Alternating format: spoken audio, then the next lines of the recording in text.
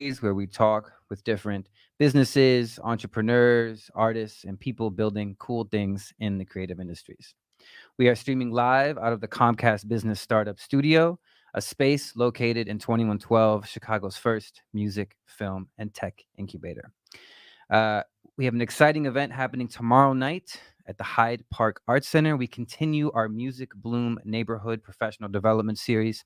This will be the fourth edition, and we will discuss management, sync licensing, branding, and marketing. Visit cceglobal.org to learn more about that and the other events that we have coming up. In this episode, we will be discussing with Ruidosa, a Latin American and POC collective of artists based in Chicago, working together to promote and curate multifaceted events embracing music, art, and education for the community. Our guests are Yeshi Regalado, founder of Ruidosa Art Collective, head of live music and events, Stephanie Soli Herrera, founder of Amoxtli Book Club, founder and creative art director for Ruidosa Art Collective, and then Francisco Garcia, founder of Ruidosa Art Collective, head of live music and events. Welcome all of you to the program. Thanks for Thank you having so us. much. Thank you so much. So I met Yeshi and Francisco at the first music bloom that we did, and I was texting with Jaime Garza about what are some of the cool things that are happening that I don't know about, and he was like, "Oh, but you got to check out Ruidosa and what they're doing." Can we talk? Can I hear a little bit about just the founding kind of story of this collective? Uh, Yeah. You want to go first, or who wants Yeah, to I go can first? I can talk about Yeah. it. Yeah. Yeah, so the founding really happened through the Amoxtli book club. So in the intent for engagement and community, there was, just a lot of response from the Pilsen community to start this book club, right? And so throughout the book club, coincidentally, like we were all artists and musicians. And so Pancho and I had discussed, because we've been friends for a little bit before I met Yeshi. And so we had discussed always like as a dream and like something super far away, like, oh, we should like start a collective, in a couple of years. And, we talk about it every few months. And then Yeshi and Pancho connected, right, as friends and, also like in the scene and everything. And so I think the book club was really like the meeting point and the bridge to that like creativeness process to start. And yeah, it really just started from there. We kind of Bancho talked to me, then he talked to Yeshi, and then we brought it up at the book club because obviously it's a collective. We need more than three people, and the response was like overwhelming. Pretty much everyone in the core solid like group of book club said they would like to participate in the collective. Okay. And so yeah, it was really cool. I remember we pitched, well, Pancho pitched the idea, and then we were all on board. And that same night, we went to his apartment and started like working on things and That's amazing. ideas. And so, yeah, it was really cool. I don't know if I Yeah, forgot I have a something. question though, just about the Yeah, book club. of course. So what type of books Yeah. were you guys focused on, and like what was the interest? I think it's awesome, especially you being younger, that you guys were like all going to a book club. Like the idea of a book club is like older moms or that's so whatever. funny. There's like a different, but I think it's a really important thing, obviously. Yeah. And I mean I'm an avid reader, so that's I love so that. talk a little bit about Yeah, that. of course. So the book club really came about, really that thing. Me personally, I was, I'm on this sober journey. So as I sobered up and as I like gained more time, um, I had these like evenings where I'm like, what am I gonna do? Like I'm an artist as well. Yeah. But I really had that time allotted. So I was reading Gloria Anzaldúa, Borderlands, the New Mestiza, and it's a book about identity and chicanismo and really just how to reconstruct yourself. And so we read, and the emphasis of the book club is Latin American authors. Mhm. And really that's the only rule. We alternate from like nonfiction to fiction to like, biography, autobiography. But yeah, that's it. Like we even do educationals at book club. So like we'll alternate one Monday. I think it's coming out to be like one Monday per month, where we just pick a topic and we pick some readings, but it's like almost like a break from the book. And so in those conversations, they're essential to the book club and to our bonding, because we're not only focusing on the literature, but also on like the members in book club and that engagement and those conversations that really serve to educate us, right? Not in institutionalized way, but in a way where like our voices count and our stories count. Yeah. And so, yeah, but Yeah, this shared experience, Mhm. I think, is such an important thing when building any kind of community. yes. I could talk to you a lot about this book club, Yes. but we must keep Yes. keep it going. Yeah. Just one more question about the book club. Yeah, of course. Would you guys read before and come and discuss, or would there be reading at the actual book club? So we kind of like had to figure it out as we went. So at the beginning we would read at book club, Okay. but then we decided since we're avid readers and we're like me always pushing like, can we please read a little faster? But we go at all paces. Yeah. But really what it ended up being and what the process is now is we read about a couple chapters like by ourselves at home and then we like gather and then we discuss. Okay. So yeah, it's like almost I've heard the members say like, oh Steph, this is like college or like a class, but I think everyone really enjoys it. Yeah, and also I think just historically, Yeah. a lot of movements have started in a literary space. I love it. Yeah. Yeah. So I feel like that is a great foundation for for building something. It really Okay, so is. now we have this amazing book club. We're like, yo, Mhm. let's start this organization. What were some of the founding principles that you guys wanted to be a part of building out this organization? I feel like one of the founding principles is like supporting each other. Yeah. Mhm. Like me and Yeshi always talked about, because me and her were both in bands, and I told her this. I was like, to be like in the scene, you have to be to like start a band in the scene. You have to be a fan first, Mhm. and then like Mhm. you see like some of the holes that are missing in the scene, and like What do you feel like some of the holes that are missing in the scene? not so much. Nah, I can't really think of too much off the top of my head because the scene is changing now. Like, Yeah. Yeah, it and it's really is. cool scene because like, well, one of them was like there were not enough like people of color on Mhm. stage, and like when you go to a show, it's like majority is like white, and it's like mostly like their culture.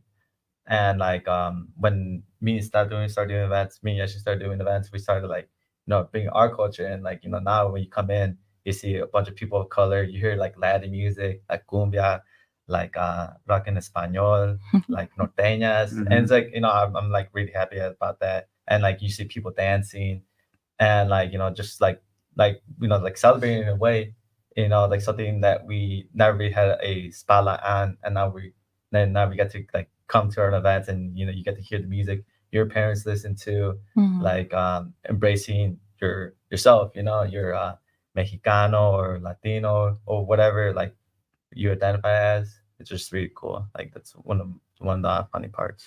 So basically, you saw this void, Hmm. right? And it's like, and then you build this community to fill the void. Hmm. And how and what are some of the things that Ruidosa does, to kind of fill that void or to support each other? What are some type of events or things that you started to do when you first started the organization? Well, first of all, how old is the Oh my organization? god. What, March? Yeah, I think we're about like 6 months old. Yeah. See, I mean, We're a but baby. it hit. When it hit, it hit. It And that's the did. reality. When you Yes. build something and people connect with it, you're like, wait a second. It usually doesn't take that long if there's really a need for it. Yeah. So can talk about growing your community, what Yeah. you've done, event wise or just to build up, the collective. Yeah.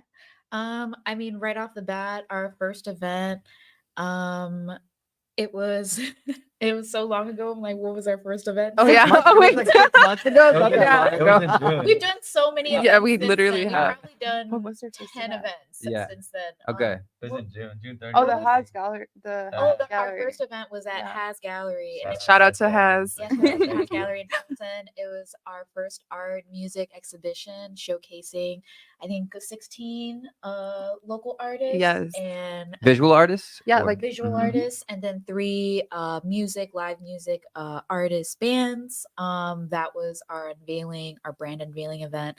And the response was just amazing and so well from the community. And from there, we just didn't stop and have been hosting events since then. The goal is to host at least one big event every month. But since then, we've hosted 2 to 3. I know in October we are doing 4 events. yeah. But we just and these events, range from either live music and entertainment to a more visual art gallery events to, I know we've had a couple education events too. Steph led one that last Monday. So we have events that, truly are ranging from a variety of different spaces, and and we still got more coming. Yeah. Mhm. And congratulations on that. I mean, it's really you. Thank you. beautiful to hear about you guys building all of these events. That takes a lot of work and Yeah. dedication and commitment to each other, obviously. Talk about just building out your team, right? So you got the vision, Mm. Yeah. and to be able to execute anything successfully, right, you have to have a supportive group or a supportive Yeah, team. Absolutely. How have you approached building that out? How many people are on the team? There. Oh, Yeah, how many people are on the team? There's 10 of us. Yeah, there's 10 of us. Yeah, that's amazing. Okay. When we first started, I knew me and Yeshi always talk about like we need like start doing like podcast interviews for local artists, local musicians, and like give them a spotlight, because I think it's like really important, because like um just like being able to like hear their story, because I like fanboy over like my friends' bands, Right. like I love them, and I Yeah. was like, I wonder what's their story like. So I know like that's what we needed, and I had a friend. His name is Jesus. Shout out Jesus. He's in the Ruidosa team. Mhm. I was playing this show, and it was just me and my little sister at the time. She on the drums, and he heard us, and he's like, "Oh, it's really cool that like you're bringing out your like Chicano side and all that." And he's like, "I would like to get an interview on you guys." So to him, like I knew he do interviews, and like he does like video work and like photography too. So I was like, "Oh, like I definitely want him on the team," because like he's been like we know each other for like the past 2 years. And in the book club, there's like my friend named Adrian. Shout out Adrian too. He's really good. He's like I see his Instagram. I remember when we first met, I saw his Instagram. I'm like, dude, this guy's like amazing. And I Yeah. was like, I don't know how he's not working with like all these bands. Like he should be like Amazing doing. yeah, What is he doing? like video work, Video work. photography, Production. Like he's super good. Like Yeah. he's one of the best I know, to be honest. Yeah. I was like, I don't know how this guy's not like doing working with all these bands. Hmm. So when we brought it up, like I knew I really wanted him on the team since he knows how to do all that. And then we started discussing ideas there.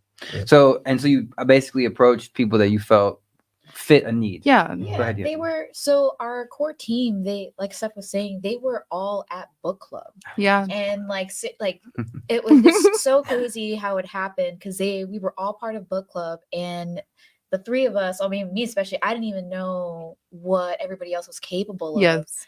And once we agreed to form Ruidosa, we already started designating roles, like me and Pancho being head of live events and music, and Steph being a director of, or creative director. And then like Jesus and Cuervo, they lead the production department.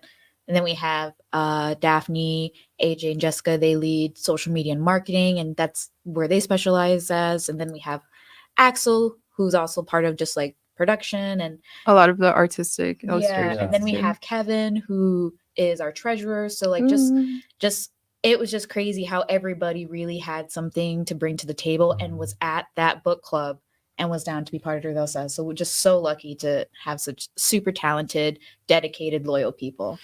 Yeah, and I mean, in terms of just like organizing all of this, Yeah. does anyone have any experience in? I mean, you're saying like you're the director, you're the, Mhm. I'm head of operations, I'm head of this. From my own experience, which I can only speak about, Yeah. is that when I was younger, these were not really things I was thinking about, right? Like in terms of just forming groups. I mean, Yeah. I was a full-time musician for a long time, played 5 nights a week and played in bands and did all of that. But there's just a certain kind of maturity when you guys talk Yeah. that I'm very impressed by. Thank you. And so I'm just curious, like where that kind of idea of building and community, but also organizationally being able to kind of put all these parts together, where that comes from. Like Yeah, I think pretty fast we realized that there would have to be a structure, right? Like Yeah. just because it's DIY or like stuff that we're doing maybe not as our full-time job yet.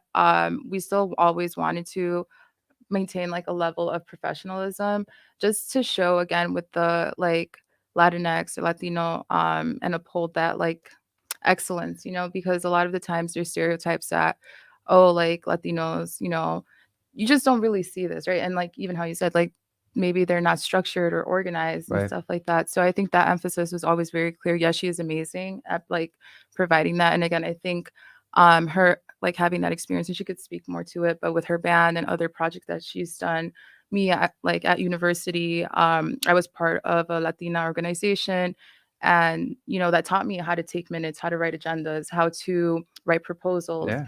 And so I think that just carried over, right? And like again, all three of us have different types of experiences in organizing and organizing people and getting people to really believe in what our mission and what our like vision is, right, for the future, whatever we have like planned. So I think it came, pretty easy, but also like I think just like having like that common vision. I don't know. Yeah, Mhm. we I feel like I said, like, you had to be a fan first before like you start doing anything, so Mhm. you know. Mhm. And like with like organizing shows, um I always loved music ever since I was a kid. And I started hosting shows, like, like shows at my parents' barn, I had like hosted art shows and I was like 18, but I didn't know anything about music. And like I remember I invited a band to come play. It's like, oh, do you guys have PA? I was like, what is that? I don't even know what Right. that is. Yeah. Yeah. And then like when I started playing music, like when I was like 20, um then I started figuring it out, and then like I started organizing shows by myself at the time. And then when I met Steph and Yeshi, we started organizing the shows because Yeshi has experience because her band. And then like me and Steph, we hosted art shows. Yeah. And like we just came up with events through there. Yeah. Yeah, I mean, Mhm. for me, my experience pretty much derives from, being in the music scene for over 10 years. I've hosted, back in the day, I used to host house parties, like when juke music was like I love in, that. and then like Nice. in my late teens, I kind of evolved more into punk shows. So I was like 15 to 16 to 17 to 18 hosting more rock shows at that point. And then early 20s, I started my band that I now manage. And just like all of that accumulative experience of learning what it takes to run a show, what's involved, what do I need to consider. And then as far as like local band, there's so many other layers to that, with emailing and administration and checking in and Yes. communication. So really just learning a lot of like the administrative, organizational, managerial skills that I need to get to where I am now. And then also I worked in like digital marketing for Do 312 as well. So Yeah, that's super helpful. so I Absolutely. Yeah. learned a lot of account management experience from that. So it's just a huge chunk of my life was dedicated to learning about the minute details of what it takes to run an event, to put it simply so, or to even like to even manage an artist. And I love it so much, and this is my passion to be able to do it. Yeah. And to flesh out those skills under also our collective is like really cool to see it flourish and be useful and stuff. Yeah. Some people are like, are really lucky to like get like like big opportunities, but like at first you literally had to do everything yourself. Oh yeah. Mhm. Like Absolutely. Yeah. yeah, if you ever want to like start like a brand or just a band or anything creative, you have to do it yourself first. Like, Yeah. if you have a vision for it, you can do it.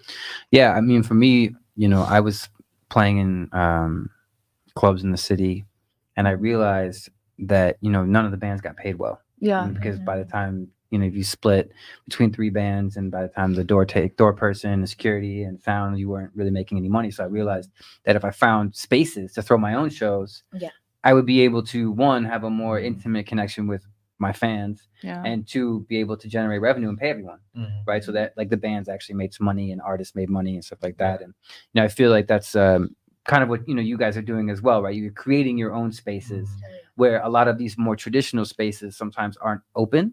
Yeah. One, and two, there's not the same type of connection you get. I mean, it's still fun to play on a great sound system. we do love that. Oh my God.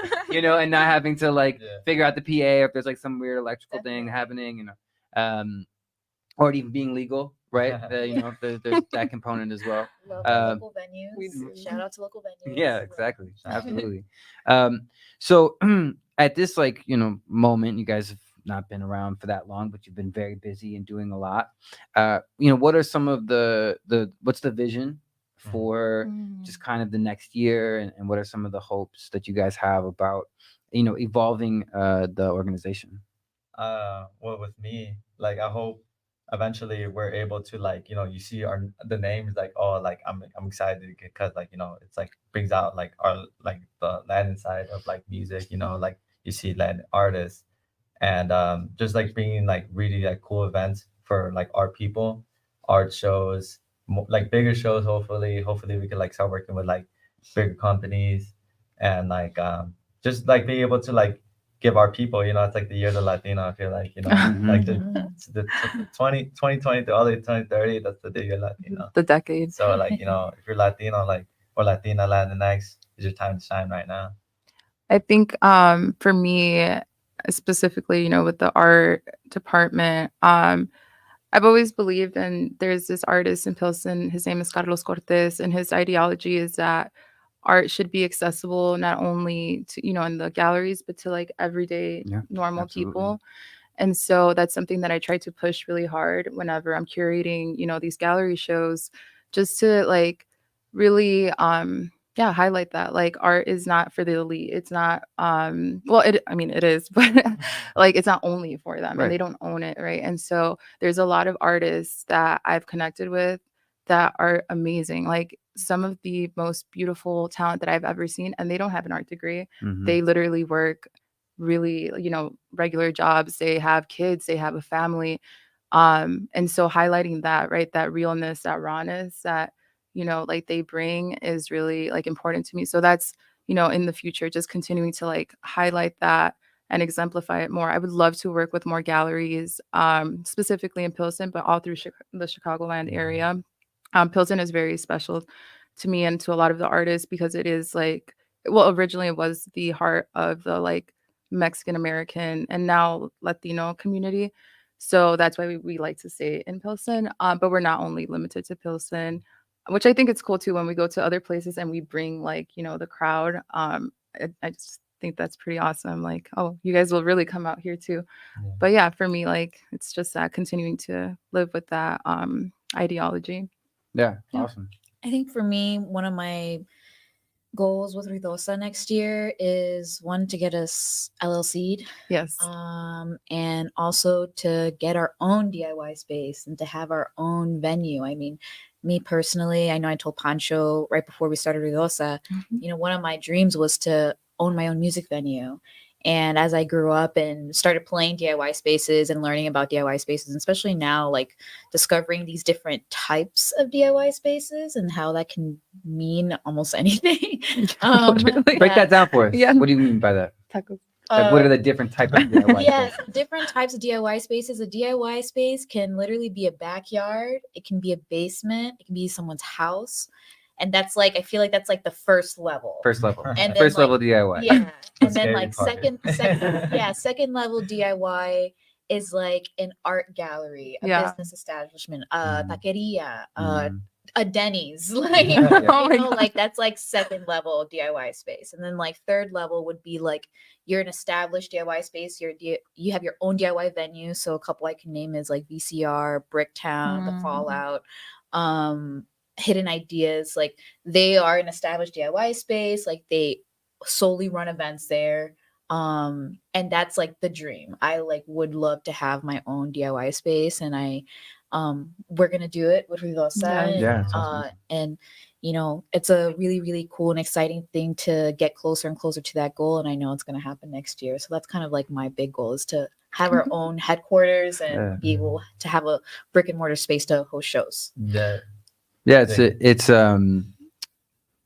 that DIY space is such an important like thing to have for artists and musicians and people who support it to all come together. There was a space called Q4 that existed on the original space existed on North Avenue. Yeah. Okay. Okay. I love Q4. Yeah. Yeah. Well, no, Q4 it was Connect 4. Oh, it was in the basement. Oh, but sorry. Yeah, I know there's a radio station called Q4. It's like it is the same guy. Oh, it's the same guy. Oh, John. cool. Yeah. Oh, gnarly. Yeah. John and Fausto started Q4. Oh, cool. Yeah. So that was a basement space where it was like always things happening at night. You know, Mhm. we would have to be like slam poets, Yes, you know, it's so cool. I DJs, love that. you know, Yeah. live bands. You know, if there was like a cool band in town, people would try to bring the main artists to Q4. Like Yes. there's a group, I'm totally blanking on the name. Eugene from man, what is he? Plays in like a gypsy. What's the gypsy punk group called? Local Bordello. Yes. Oh, wow. So they brought the lead singer back to Q4, and I play with a bunch of like Bosnians and Serbians who play that type of music. So it was just like a crazy, you know, it was like Hell yeah. that could never happen, you know, Exactly. in a more formalized space. So I think Yes. it's I a love you know that. it's That's an what I love about DIY spaces is that you're able to bring these like super obscure artists who may not get typically booked at a bigger venue, Right. but you can book them at these spaces and people will show up because Yeah. it's weird and obscure and They there's will. like Those are the They best will. shows. Yeah, Yeah, those are the no, best the best shows. shows, So, no. yeah. those love that. moments, those moments are Yeah. incredible. Absolutely, yes. I'd love for you guys to talk about this Taqueria punk rock show just for like a quick second, Yeah, because it of course. really it was Yeah. like the first, you know, when I met both of you, you talked Yeah. about that, and it Mhm. really stuck with me of like, man, that's such a creative use of space, and Yes. you're supporting the business, Uh-huh. you're supporting your Absolutely. friends in the music. Yeah. Like it's just such a win-win all around. So talk a little bit about that. It was really cool. Like I like that's a Casa Cafe best. Like I really like the restaurant. Yeah. I heard like some other. Hey, don't say that. We didn't say that. I love the food there. We didn't say But that. Great every time I place. go there, like man, it says like the salon for rent. I'm like, dude, it'd be so cool hosting a show. And every time like I go there, I'm like, it'd be so cool if I hosted a show there. Yeah. And then like I was like, you know what? Okay, I'm gonna host a show there. Yes. I talked to like the ladies there, and they were like, yeah. And I didn't want to tell them. I didn't want to tell them it's a punk show because like I was like, man, what if they're like a punk show? Like He what? didn't They'll tell- see that like clip from Denny's of like Yeah, it was almost like that. Yeah, And he yeah. didn't tell the ladies. Yeah, Okay. I told them, I was like, it's a rock in español, so it's like It was you know, not broken. It It was was not. like I thought like we got bands and just like you know they're like yeah it's fine go ahead, and then like about it yeah cause originally I was just gonna do it for like my band, you know, just like Yeah. fun, and then about to Yeshi, she's like, oh, we should make a Ruidosa band. I'm like, oh yeah, that'd be cool actually. So we booked the bands, and yeah, we booked the bands, and then like our Ruidosa member Axel, they came up with like a really cool idea of, like bringing the spin wheel. Mhm. I call it tacos y putazos because Mhm. putazos like you know you getting fucked up, right? Like how do you describe just- Putazos is like getting hit. Yeah, like, Yeah. you like, you know, fuck out. But Like, it's that'd be perfect for kind of vulgar. that'd be perfect for like the show because like you know tacos y Right. putazos because like it was like a punk hardcore show. Yeah. So like but yeah, so actually they made the wheel and it was like you know if you land on tacos we get you some tacos, but if you land on putazos your friends get to hit you. But Yeah. so you just like came up with this like you know came up with a good idea. A lot of people came. Yeah. And it was just like I just had like a vision for it. I was like, dude, it was so cool having like like punk hardcore show at the taqueria. Yeah, And, like, it's stuck in my head. I've been telling that story. I'm like, it's such a great use of space. What did the ladies think about the show Oh my afterwards? god. So I was at the door charging. And so I don't know, at every venue I just like to see and talk to the people that own it. So I went into because like literally it was just a door dividing into the actual restaurant. And so I went in there and I was speaking to them in Spanish, like, hola, señora, like, how are you? And they just looked at me and they're like, what is this music? And I'm like, What has happened? yeah, because they were like, the guy Pancho, he said rock en español, which rock en español is like very like think of it Classic rock. classic rock. Yeah. But this was not that. So they look scared and stuff. And they're like, what time do you guys think you'll be done? And we're like, just going. But they were very sweet and Yeah, like it was- embracing. My friends, they hit me up later because they saw that and they're like, dude, I want to show that. So I go over there the next time Oh my and they God. right away recognize me. They said, oh, like, you know, like, how was your show? It looked like really good. Like, you know, it's like we want to work with you guys again. And like, you know, Yeah. like it was good because we brought them business too. Like, Right. Oh, yeah. everybody bought Yeah. food. Yeah, And of like, course. it was funny because like, you know, you just like the band's playing, the ladies just bringing out like food. Yeah. and Yeah. stuff. Into It the was yeah. funny. Yeah, it's also just it's a safe space too in a Yeah, lot of ways yes. because you have like the aunties, the Yeah, Literally. yes, looking after yes. you as well. Yeah.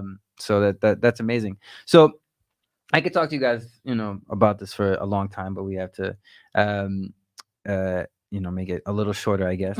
But in terms of just your own personal lives, Mm. how do you deal with fear or doubt? And let's start with Yeshi. How do I With fear or doubt. To be quite honest, I've always been a big dreamer ever since I was a little girl. I've always wanted to do so much. And I've always had very big goals in life. I didn't know how I was gonna get there, but I knew I was gonna get there because what else? The way I view is that what else am I gonna do with my time? You know?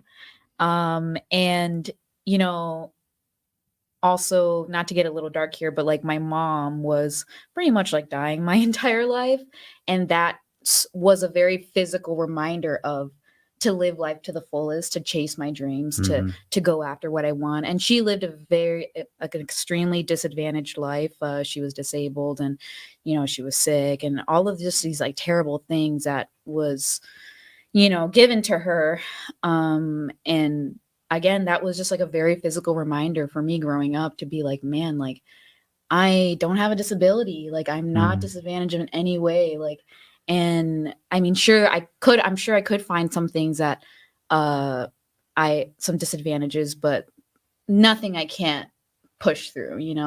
So whenever I do get fearful or start doubting myself, I just think like, no, just keep going. Just keep going. Because there's so many other like huge public figures, musicians that I've looked up to, or just so many amazing people that I've heard different stories, and that they've gone through crazy things in life as well, that they've overcome and they've gotten to where they are. So just seeing that and knowing that it is so possible to overcome any hardship in life and get to achieve that goal, like, and seeing that, I'm just like, okay, like, and then also just realizing that at the end of the day, the only person that's going to be in your way is yourself.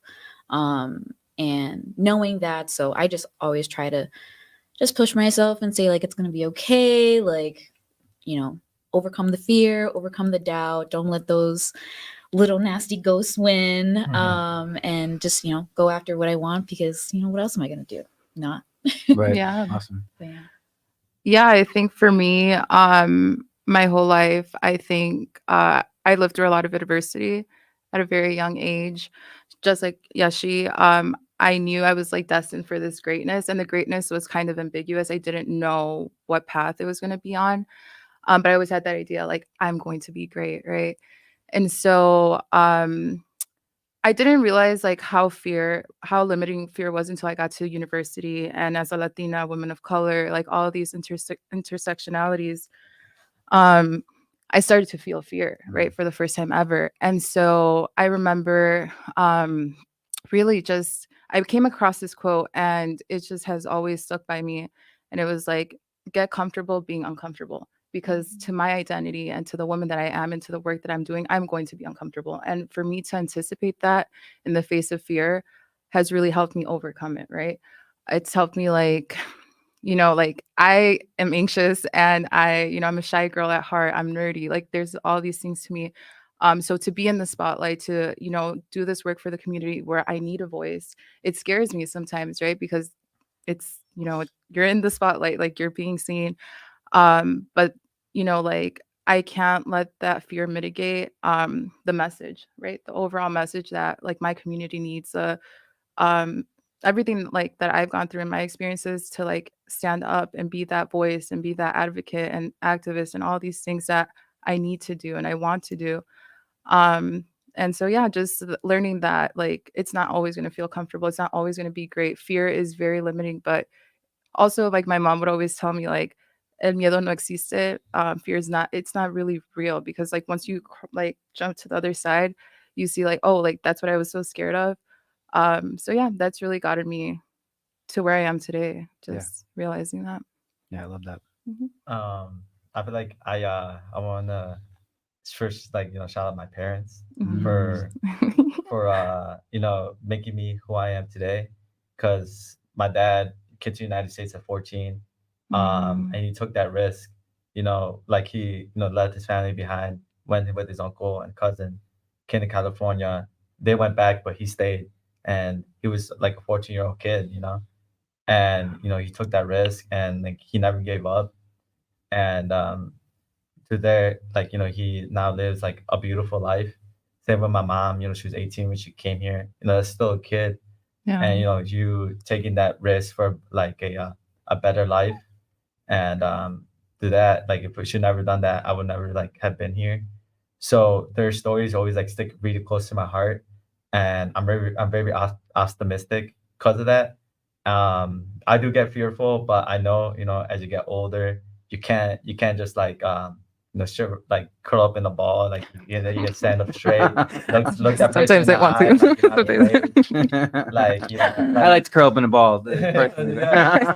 I do that in my room. You gotta just recognize your fear and be like, no, like I'm better than this. Like I know I could overcome it. Because like being first generation here, like you feel like you have to get a job just to make money and support your family and all that stuff. You have to be successful right away. And me, I wanted to be an artist. I wanted to be in a band, and you bring that to your parents. They're supportive of you, but like like you find like Right. a job. But I stuck with it. I was really confident in myself. I know when I have an idea, I'm really confident in it. I know it's Mhm. like I'm gonna do my best. Like my dad always told me, like you have to be the best person in your job. You have to be better than everybody else. Mhm. And like of course, like as artists, as musicians, like I'm a always be respectful of everybody. Like, we're all equal. I always I never see myself as a boss. I see myself as a leader. I'm not Mhm. gonna tell you what to do. I'm gonna help you do it. We're both gonna do it together, and we're gonna, figure this out together. And you can't, you can't let fear, get in the way because if you live fear your whole life, you can live a miserable life. Rather just put to the side, like, no, I'm gonna do it. I I'm love gonna do it. I love that I'm not a boss. I'm a leader, Yeah. and we'll do it together. Um, yeah, it's amazing to hear from all three of you, and I really appreciate you guys, sharing with me about Ruidosa, about your own personal journeys.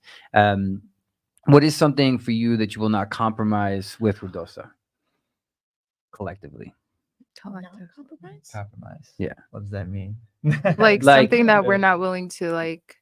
So I can speak to this. So I Yeah. think again, like the mission really states that we will, I guess, like the values of like our community, and in the sense, I mean like the Latinx community, or Latino, Latina, just that like there's like traditions, there's ancestral practices, like there's just like sometimes processes or like things that we cannot compromise. So if, like, I guess for me, and like I said, when I'm curating or like just like working with other organizations, we really have to almost educate them as well and make sure that we're not disrespecting, right, like any traditions or any like just ancestral beliefs or anything like that. Of course there's like modernization and we can like work with that hand in hand, but I think just like the erasure or just like not like respecting the Latinx culture, the Latino culture, is something that like we will not compromise, because Ruidosa was founded on that principle, right, to highlight and show the Latino excellence, because there is a lack of in many of the departments that we carry. Going off with the sheet with Seth saying, like, and to like never turn down like a person that's Latino, like Latina or whatever.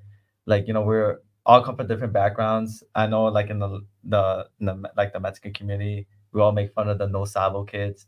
Like, The Chicanos.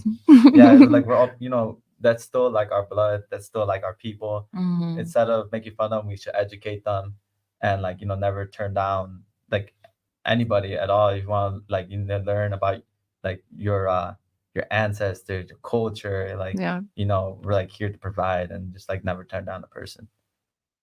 I love that. So the final is a suggestion of a book.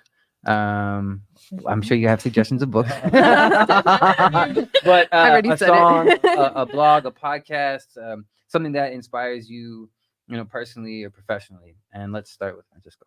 Oh, me? Yeah. Oh, yeah. Okay. Or Pancho. Pancho. Pancho. Pancho, Francisco, Pancho whatever. Pluma. Okay. Like, Francisco, I want to get professional. Yeah, okay. Pancho's my rowdy name. Okay, Like, I rowdy. like it Stage rowdy. name. Yeah. But I feel like a book that really like stuck with me. It's kind of crazy how life plays itself out. Cause I go to the store. It's like a record store, and they sell like books and like. But I didn't know they sell books. I was looking for records, and I Mm. see this book just sticking out. I'm like, I wonder what is that. And I pulled it out, and it's Scar Tissue by Anthony Kiedis. Mhm. And Red Hot Chili Peppers was one of my favorite bands at the time. I was like, whoa, I didn't know he wrote a book. And at the time, I didn't really read books like that. And I read it, and it like honestly like it almost cured my depression. Like it definitely motivated me to like motivate it pushed me to succeed and like to like be to get out of this rut and like I should do better for myself. And I really like is it autobiography where the person talks about their lives. Yeah. Yeah, I really like those kind of books because like I'm a sentimental person. I like sentimental things. And when someone's able to talk about their hardships and how they were able to get through it, I just really like that. And definitely like definitely did change my life, to be honest. Awesome. And you want me to name a song too? I got a song. I got the whole thing. Don't We'll get keep Pancho going. started, please. Next step. Oh, yes. Well, I already mentioned it, but this book is just so transformative. It's Gloria Anzaldua's Borderlands, the New Mestiza.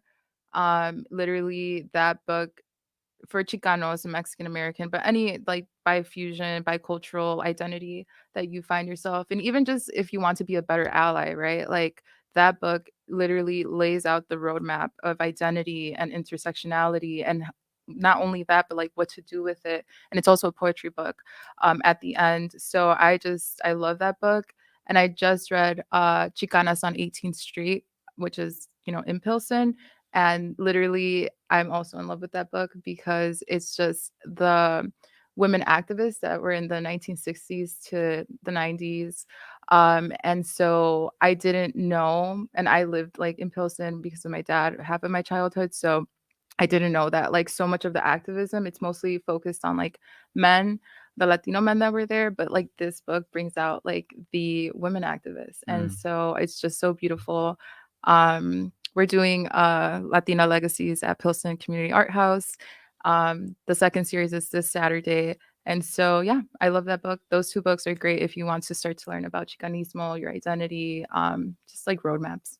Great. Yeah. I think for me, my favorite book would have to be The Kill Manual by a local author. Her name is Anna Childs. Yes. It's more of it's written in an autobiography poetry style. One, I love autobiographies because I do love learning about people's lives, but I also love poetry because that's where I get a lot of my inspiration from for singing and songwriting. Ever since she released that book, first time I read it, the first page I read it, I cried because we share like similar experiences of just like, growing up with like just unwell mothers and fathers. And it is just such a heavy, beautifully written book that I go back to often to either find comfort, to find inspiration, or to even remember that I am strong and I can get through anything. But it's such an amazing book, Anna Childs, The Kill Manual. And she's a local Chicago author, which is really cool too. Yeah. Awesome. I Yeah. love that. Well, I want to thank all three of you for coming in today and talking with me. It's really inspiring for me to hear about your stories and what you're putting together and your organization. And it's just really brings a lot of hope for me Yes. about how we can move the culture forward and how we can build a better Chicago for everyone. So thank you again. Thank Thanks you for so much having for us. having us. Again, my name is Daniel Crane, and I am the program director for the Center for Creative Entrepreneurship. And you have been listening to an incredible global industry spotlight with some amazing guests, Ruidosa Collective. Again, check them out. We'll put their handles below so you can go see the work that they are doing. We are streaming live out of the Comcast Business Startup Studio, located at 2112, Chicago's first music, film, and tech incubator. Thank you to Dell Tech, Shure, for providing the tools necessary to make this program possible. Visit our website, cceglobal.org, to check out what we have coming up next. Just to let you know, tomorrow night, Hyde Park Arts Center at 7 o'clock, we'll be producing another Music Bloom. And then On November 14th, we're going to do our final neighborhood series at the Segundo Ruiz Belvis Center in Hermosa Park. And then we have a big event that is coming December 3rd that we're excited to launch soon. So be out the lookout for that. Wishing everyone a great end to their week and to their day. And we will speak with you soon. Thank you.